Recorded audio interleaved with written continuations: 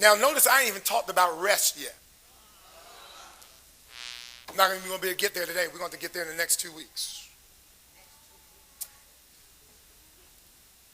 What does it mean? That's the question we ought to ask. To keep it holy. Now, the Hebrew word kadash means holy. And here's what it means in the English: to set apart, to dedicate to service and loyalty to God. And so involving proper conduct as prescribed of any person or object so dedicated. Now the Bible, notice, does not give you a checklist of what you ought to do and not do on the Sabbath. And here's one of the reasons why. It does prescribe, it tells you a couple things. I'm going to mention those very briefly. But it doesn't give you a checklist. And we heard Pastor Davis preach on a checklist, because then if you go through your checklist and something comes up that's not on the list, then what do? Now the Bible does get very specific in some instances in Isaiah and in Nehemiah, where it says, do not buy or sell.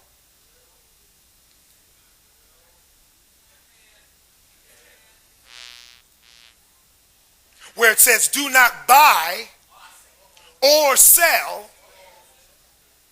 And one of the reasons is, and I can't wait till we break this thing down, because if you notice what it says, remember the Sabbath day to keep it holy. 6 days shalt thou labor and do all thy work. Oh yeah, me, I ain't working. But when you go into the restaurant, somebody else is working on your behalf.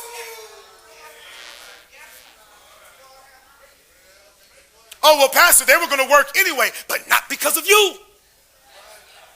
Because I want you to notice something. I'm giving you a little head start on the sermon in the next coming weeks. It says not only is your son not to work or your daughter, but your maidservant isn't either. Therefore, God says on that day, you don't have a servant, you serve each other. But when you go to the restaurant, you got a bunch of servants, don't you?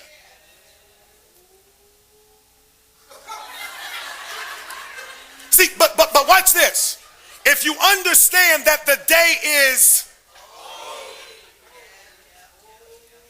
are you seeing this, folk? It's not simply about going into church. Listen to your pastor.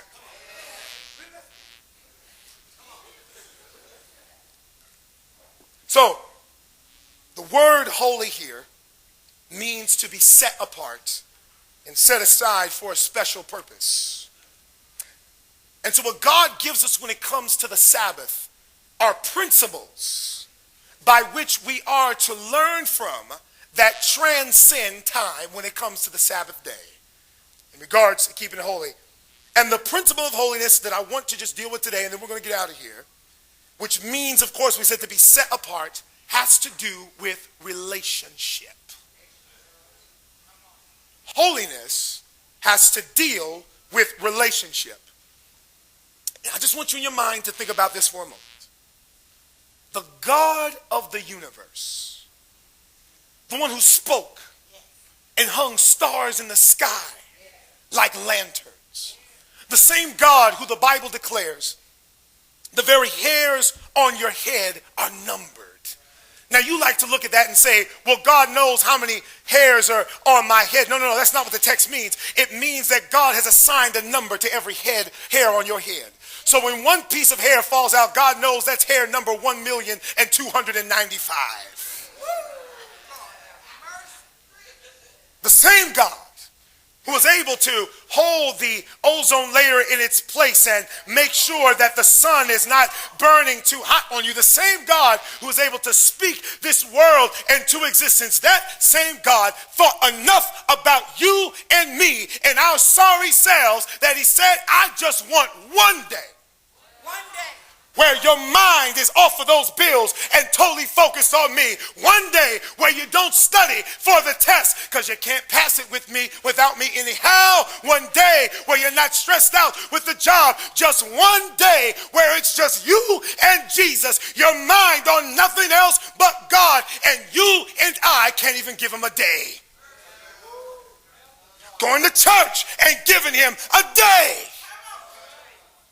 And we have the audacity to think that when our sorry behinds show up to church, we doing him a favor. Who the heck do we think we are? God says very clearly that I've got something for you and me, just together, nobody else to try and get in the way. And if you have a hard time giving God 24 hours, you don't love God.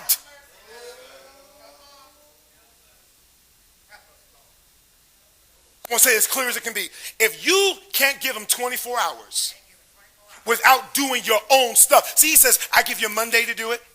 I give you Tuesday to study. I don't mind sharing them, but just one day, I need everything, every thought, every conversation, every place you go to somehow be about me. And we're so stupid, we don't even know that's for our own benefit. But if you can't give him 24 hours, I'm going to tell you this, you won't like it in heaven because it's Jesus all day long. Ain't no breaks from him there. You can't. Lord, can I go do something else and then I'll get back with you? No, because when you go around the corner, it's Jesus. When you go to your mansion, it's Jesus. Everything there is about Jesus. So he says, I give you the Sabbath to practice being in heaven.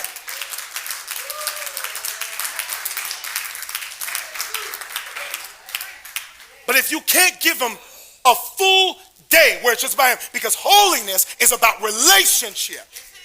You don't love God. Let me tell you this story. It broke my heart. Now, some folk ask always the question, Pastor, what is it that pastors could be doing all day? I want to say what Jesus said. When the disciples asked him, Lord, are you the one or should we look for another? Jesus said, just come with me for a day. Y'all want to know how busy I am? Just ride with me for a day. See what I do, sit in the library for 2.5, 3 hours and you just bored losing your mind. That's what we do. On their counseling, all this kind of stuff. We are busy, so much so to the point that even on the times when I'm with my family, if the phone rings, guess what I do?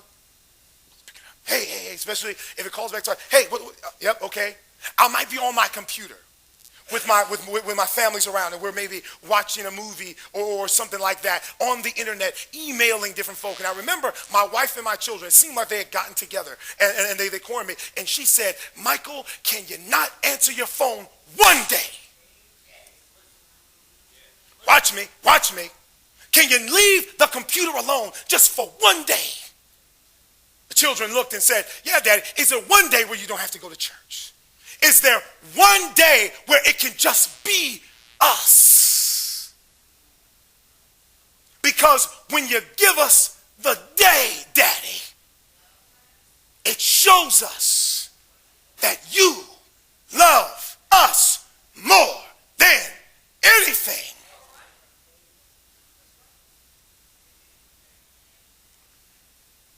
The sign that you love God is that you give him his day.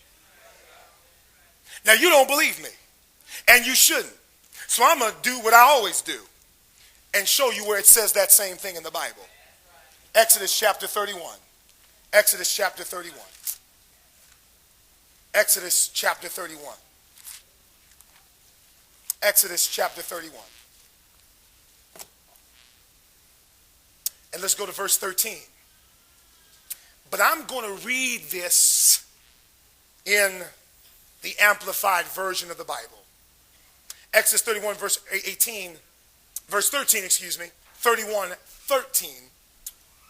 Say to the Israelites, truly you shall keep my Sabbaths, for it is a sign between me and you throughout your generations, that you may know that I, the Lord, sanctify you and set you apart for myself.